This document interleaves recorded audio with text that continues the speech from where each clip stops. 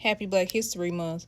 So, earlier I highlighted black educators, but I also want to make this disclaimer also. Being a black educator is not just about a person who is a teacher or a college professor. If you haven't noticed, black people have always been educating each other since the beginning of time. There were times where black people could not receive formal educations. And I want us to think about how black people have always had to teach each other because a lot of times we weren't taught by outside communities, okay?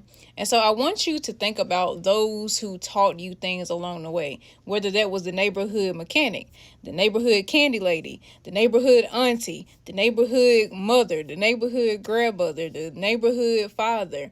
I want you to think about those people, the man at the grocery store, and just think about how even though they may not have had their degrees, or maybe they hadn't even been to like a school, because there are so many of our ancestors that didn't get to even go to kindergarten.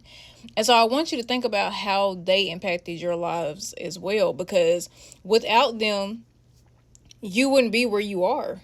I mean, even though, like I said, they didn't have the formal education, they taught you some kind of life lesson. Or even, I remember, now my dad is great in math.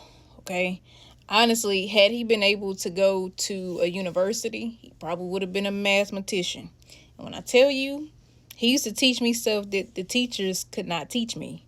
But when I tell you, he just didn't have the opportunity to go to college. So I want you to think about those people too when we think about black educators, because whether we think about it or not, they did teach us something.